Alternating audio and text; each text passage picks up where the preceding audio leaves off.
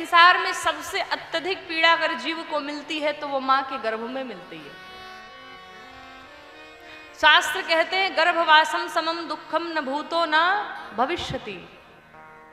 इतना दुख होता है मां के गर्भ में कि इतनी पीड़ा, इतना कष्ट न भूत में, न भविष्य में, न वर्तमान में मिल सकता है। इतनी पीड़ा होती है। बच्चा परेशान रहता है, छोटे छोटे कीड़े उसे काटते रहते हैं, दौड़ता रहता है, भगवान बचाओ बचाओ।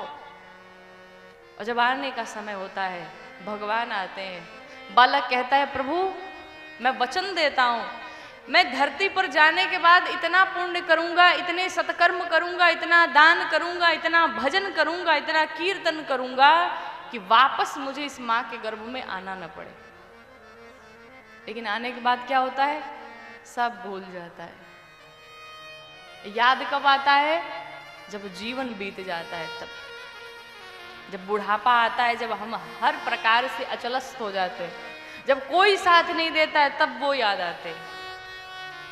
और तब हमें लगता है हमने अपने जीवन में क्या कमाया।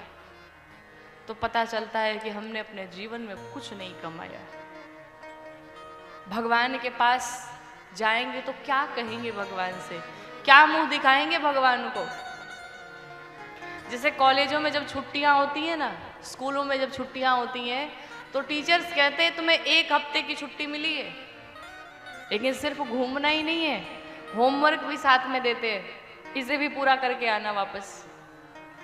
उसी प्रकार से भगवान ने हम सबको, किसी को 100 साल की छुट्टी दी, किसी को 80 साल की छुट्टी, किसी को 50 साल की छुट्टी। और छुट्टी तो दिया, कहा जाओ घूमो मौज करो आनंद करो, लेकिन होमवर्क भी दिया है।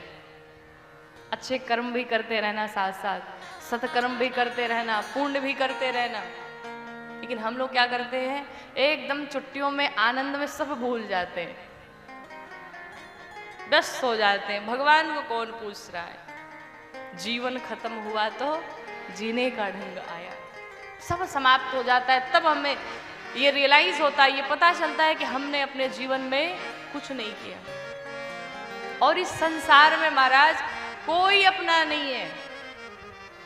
एक छोटा सा सूत्र है जीवन का कि आपके पास मनी है तो आपके पास मेनी है।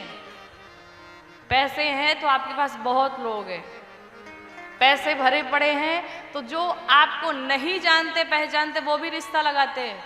अरे एकदम बगल के ही हैं हमारे, हमें बड़ा भाई मानते हैं। ये सिचुएशन हो जाती है लोगों की। और अगर पैसे नहीं है, मनी नहीं है, तो जो आपके घर वाले हैं, आपके सगे संबंधी भी आपको पहचानने से इनकार कर देते हैं। हम नहीं जानते, होंगे कोई